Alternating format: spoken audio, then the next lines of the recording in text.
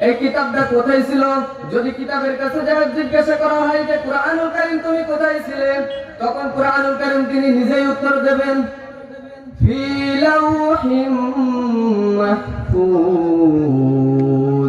আমি এমন একটি কিতাব যেটি সর্বপ্রথম আমাকে রাখা হয়েছিল লাউহে মাহফুজে।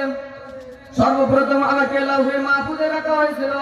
এরপর আমাকে ক্রমাগত ভাবে আস্তে আস্তে যখন যেটা প্রয়োজন হয়েছে, যখন যতটুকু প্রয়োজন হয়েছে, যখন যে আয়াত প্রয়োজন হয়েছে, আল্লাহ রাব্বুল আলামিন জিবরাইল আলাইহিস সালামের মাধ্যমে রাসূলুল্লাহ সাল্লাল্লাহু আলাইহি ওয়াসাল্লামের উপরে নাযিল করেছেন। প্রথমে প্রথম আসমানে নাযিল করেছেন, এরপরে প্রথম আসমান থেকে ক্রমাগত ভাবে দ্বিতীয় আসমানে নাযিল করেছেন। এরপরে আল্লাহ রাব্বুল আলামিন জিবরাইল আলাইহিস সালামের মাধ্যমে রাসূল সাল্লাল্লাহু আলাইহি ওয়াসাল্লামের উপরে নাযিল করেছেন। যদি এই কোরআনকে জিজ্ঞাসা করা হয় তোমাকে কি কারণে পাঠানো হয়েছে, পরবর্তী আয়াতে এই কুরআনুল কারীম সে নিজেই উত্তর দিয়ে দেয়।